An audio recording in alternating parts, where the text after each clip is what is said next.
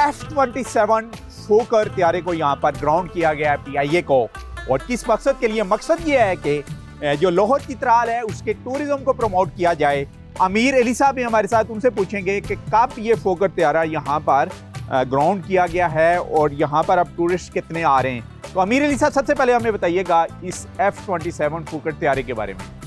मैं आपको ये बताऊं, 2003-04 थी गालिबन। इन्हीं दिनों में ये साथ ही यहाँ प्राइमरी स्कूल का टीचर होता था।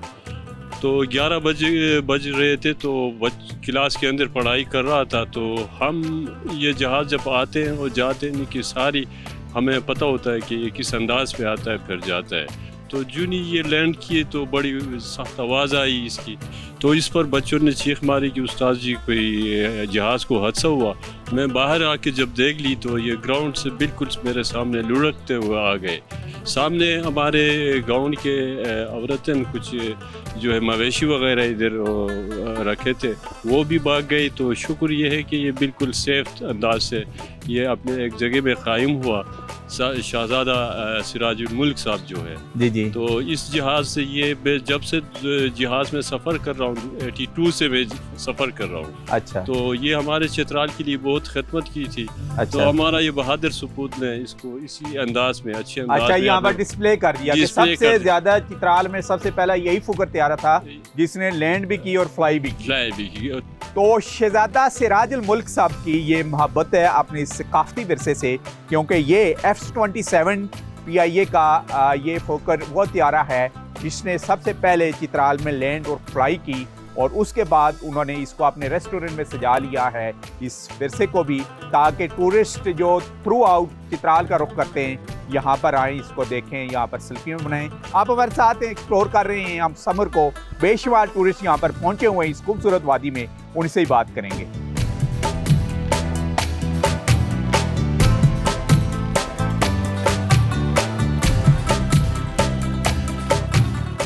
तो इस टूरिस्ट पॉइंट के ऊपर बेशुमार टूरिस्ट भी आए हुए हैं यहाँ पर चित्राल के बिल्कुल गरम चश्मा रोड के ऊपर, तो इन्हीं से ही बात करेंगे। नाम बताइएगा अपना। वकास। अच्छा, वकास कहाँ से आए हैं आप? इस्लामाबाद से। अच्छा, तो किन किन रास्तों से होते हुए यहाँ पर पहुँचे और अभी तक चित्राल की किन किन वादियों का विजिट कर चुके हैं आप? हम ये मोटरवे सवात से होते हुए चित्राल आए, चित्राल से आगे बूनी गए, बूनी से अब वापस आके गरम चश्मा गए। अब हमारा इरादा है कि आगे कैलाश जाने का। तो इस पॉइंट के बारे में बताइएगा, जो फोकर पॉइंट है। जी, ये यहाँ पे बड़ा मशहूर पॉइंट है, इसका बड़ा नाम सुना था, तो हम इस यहाँ पे स्पेशल रुके हैं। हमने कहा यहाँ पे ज़रा पिक्चर्स वगैरह ले लें, थोड़ा एंटरटेन हो जाए, थोड़ा रेस्ट वगैरह कर लें यहाँ पे। अच्छा, तो एंजॉय किया इस खास करके इस फोकर को देख के क्या फीलिंग हो रही है? जी, फोकर को देख के वाकई एंजॉय किया है, और ये इन्होंने बड़ा अच्छा इसको सेट रखा हुआ है, अंदर बैठने का सिटिंग एरिया वगैरह, तो बड़ा ज़बरदस्त इन्होंने ये सेटअप बनाया हुआ है। अच्छा, तो और प्लान क्या है, कहाँ कहाँ जाना है आपने? इसके बाद कैलाश का प्लान है। कैलाश के बाद चित्राल सिटी विज़िट करेंगे। सिटी विज़िट करने के बाद कोई 1-2 छोटे पॉइंट्स हैं, वो 22 हैं, और या हम यूट्यूब वगैरह पे देख के फिर वो छोटे मोटे पॉइंट्स, मेरे ख्याल से शाही मॉस्क वगैरह है, वो विज़िट करेंगे। रेड फोर्ट है यहाँ जी, पर। रेड फोर्ट है बिल्कुल, फिर वो आगे विज़िट करेंगे मज़ीद।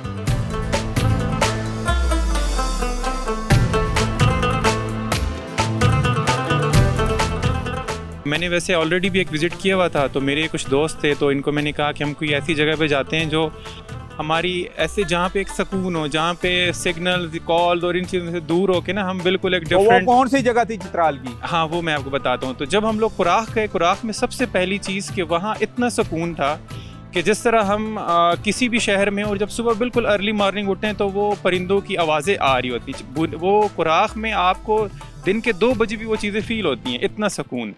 फिर उसके बाद जो इनकी देसी डिश थी, वो रोटी के ऊपर एक पनीर की लेयर होती है, फिर रोटी, फिर उसके ऊपर देसी घी की लेयर, वो इन्होंने हमें खिलाया। इस तरह यहाँ के देसी फूड्स वगैरह हमने एक्सप्लोर किए। तो फिर उसके बाद कुराख से हम लोग होते हुए वापस आए। फिर चित्राल के बाज़ार में हमने ड्राई फ्रूट को देखा। मतलब यहाँ पे माशाल्लाह इनके पास हर किस्म का ना ड्राई फ्रूट्स हर किस्म की चीज़ें इनके पास हैं चित्राल में, और नेचुरली अल्लाह ताला ने ना इनको दी हुई हैं।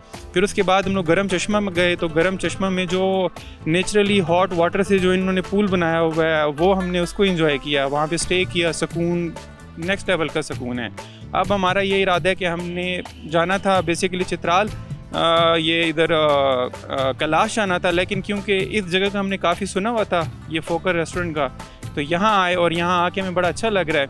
कि इन्होंने भी एक ऐसी चीज़ बनाई हुई है जो पूरे पाकिस्तान में एक डिफरेंट है। मेरे ख्याल में पाकिस्तान में ऐसा फोकर रेस्टोरेंट कहीं पे नहीं है।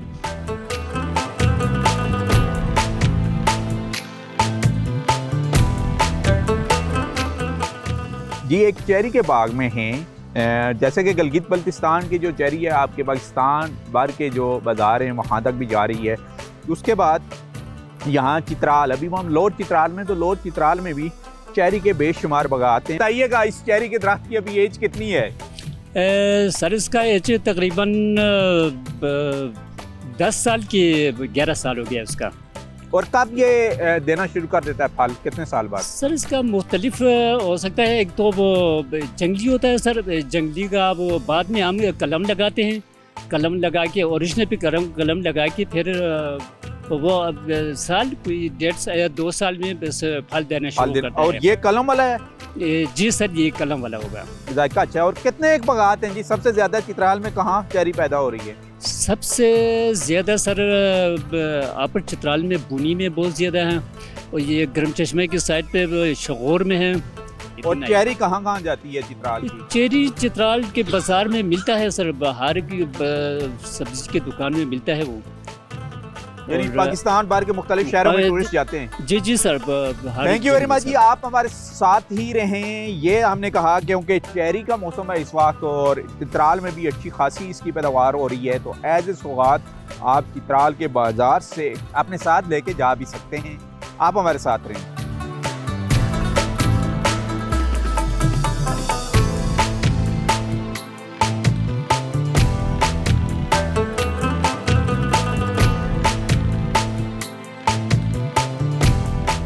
जी इस वक्त मैं डिस्ट्रिक्ट लोअर चित्राल के गरम चश्मा रोड के ऊपर मौजूद हूँ, और ये गरम चश्मा रोड और ख़ास करके मार्क और व्यू पॉइंट भी इसी रोड के ऊपर है, और अपर चित्राल यानी बोनी के तरफ ही रास्ता यही जाता है। लेकिन उन टूरिस्ट के लिए जो थ्रू आउट चित्राल का रुख करते हैं, तो यहाँ पर बिल्कुल एयरपोर्ट के करीब अगर आपने रवायती पकवानों को एंजॉय करना है, तो यहाँ पर रवायती खानों का एक रेस्टोरेंट मौजूद है जिसका नाम है फोकर फ्रेंडशिप रेस्टोरेंट।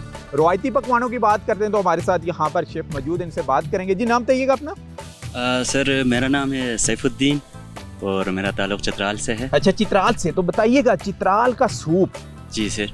वैसे हवा तो चल रही है, पीछे बर्फ की चोटी भी नज़र आ रही है, तो ये सूप किससे तैयार हुआ है? सर इसमें हम इस्तेमाल करते हैं चित्राली नूडल्स इस्तेमाल होता है यहाँ पे। अच्छा। होममेड जो नूडल्स होते अच्छा हैं। होममेड जो फीमेल तैयार करती है? फीमेल भी तैयार करते हैं, कल रेस्टोरेंट में भी मेल भी तैयार कर सकते हैं। अच्छा ठीक है। और उसके बाद एक फ्लावर है सर, कावीर नाम है उसका, उसको हम कैपर्स भी बोलते हैं। अच्छा। और वो भी यहाँ पे इस्तेमाल होता है इसमें सूप में? हाँ। तीसरा नजर भी आ रहा है ये फ्लावर का कलर, वही है। और तीसरा जो है इसमें हम बीफ का कीमा भी इस्तेमाल करते हैं सर। तो अभी ये तीनों चीजें इस्तेमाल हुई हैं? जी जी जी। तो इसका टेस्ट करते हैं जी हम।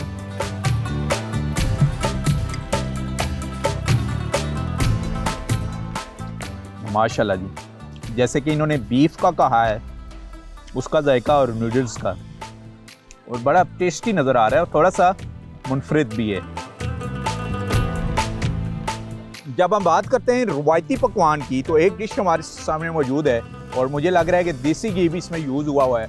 इसके बारे में बताइएगा। ऐसे है ना सर, ये होते हैं असल 2 चपाती है। अच्छा। पतला सा चपाती है, बीच में हम वो वाइट सॉस चित्राली पनीर हम बोल सकते हैं वही डालते हैं। थोड़ा खट्टा होता है वो। पनीर तैयार कैसे होता है सबसे पहले तो हमें ये बताइएगा। सर ये जो है ना दूध से तैयार होता है, खालिस। अच्छा ठीक है, खालिस दूध। इसको काफी देर तक रखते हैं सर घर में। अच्छा। और रखने के बाद ये एक पनीर बनता है इसे। हाँ हाँ। और उसके बाद इसको 2 चपातियों के बीच में हम डालते हैं, ऊपर है वो देसी ऑयल। ठीक है ठीक है। माशाल्लाह। और कितने टाइम में ये तैयार होता है? सर इसमें तकरीबन लगेगा कोई 20-25 मिनट तो ही लगेगा, यानी ये तैयार होने में। ये पनीर तैयार होने में काफ़ी वक्त लगता है। अच्छा। यानी ये जो हमारे सामने, इसको पराठा बोलेंगे आप, क्या बोलेंगे इसको? हम अपनी ज़बान में गलमंदी बोलते हैं, यानी पनीर से तैयार की गई गलमंदी। चित्राल की ये सौगाती डिश है। ये एक यहाँ की रवायती और सदियों पुरानी डिश है जो बड़े शौक से खाई जाती है, और हमें तो बिल्कुल ये पराठा टाइप लग रहा है। और टेस्ट करते हैं, गर्मियों में भी खाया जाता है ये? हाँ सर, थोड़ा हैवी होता है, डरते हैं गर्मियों में खाने। हैं।